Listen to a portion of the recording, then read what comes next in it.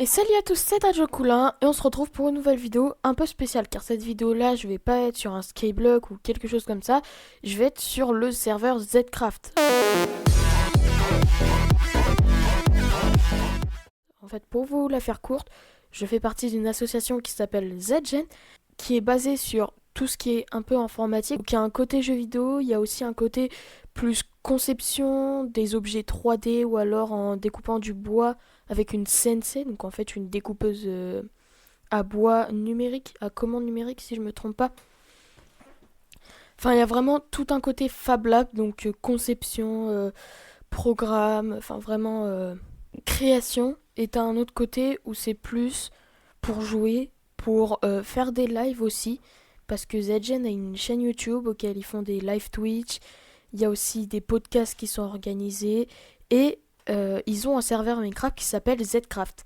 Le serveur, c'est une survie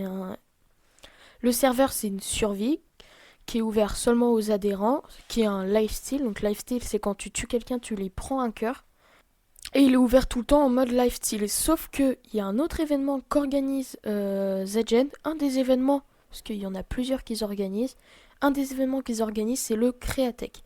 C'est la deuxième fois qu'ils organisent ça. Et le Créatech, c'est vraiment un peu comme Zgen. Le but, c'est de faire découvrir. Mais là, ça fait découvrir au sens large. Et c'est sur un thème. Donc ce thème-là, c'est l'agriculture. Et donc au Créatech, vous avez une partie Fab Lab, une partie conception, une partie VR, une partie jeux vidéo. Il y a même des tournois e-sport qui sont organisés. Il y aura des débats qui pourront être faits par rapport, par rapport à l'agriculture. Et il y a un serveur Minecraft qui va être celui-là de Zcraft. Il y aura un tournoi qui sera fait et le tournoi Minecraft, ça sera réparti sur les 2 jours du Créatex. Donc là, vous avez un petit villageois qui s'appelle Léo, si je me trompe pas, et quand vous passez à côté de lui, il va vous dire quelque chose. C'est tout simplement, ça va être pour acheter et vendre des graines ou d'autres objets qui vous permettront de faire prospérer votre ferme. Donc à cet âge-là, au juste c'est des graines. Et là, nous avons la zone pour tous les outils. Voilà. Bon, au 3e étage, ai-je seulement besoin d'expliquer? Vous avez un gros morceau de viande, là vous avez un mouton pendu, cochon pendu, vache pendue. C'est clairement le boucher. Au 4e étage, on trouve l'étage de la redstone. Et au 5e étage, on retrouve, comme j'ai dit, le tribunal. On a d'abord un livre sur les règles. Vous devez aller le lire. Si vous ne le voulez pas, vous pouvez. Mais il faut savoir que nul n'est censé ignorer la loi. Donc si jamais il y a un truc qui se retourne contre vous parce que vous ne l'avez pas respecté, vous n'avez pas le droit de dire je ne savais pas. Vous n'êtes pas censé ignorer ça.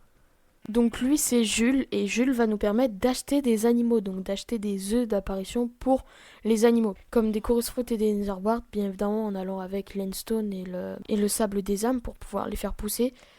C'est un peu bizarre, aucun autre villageois permet de les vendre, même lui il ne le vend même pas. Et le truc un peu spécial avec Malachai, c'est qu'il vous demandera pas des émeraudes comme ça, il vous demandera de la viande d'animaux. Rico, il vous permet de vendre les fameux chorus fruits et netherwarts, et en plus vous pouvez acheter une sorte de potion un peu bizarre qui vous permet d'être plus puissant et plus rapide. C'est tout pour la présentation de ce spawn. C'est vraiment la partie majeure du projet. Maintenant, c'est à vous jouer et que la meilleure ferme gagne.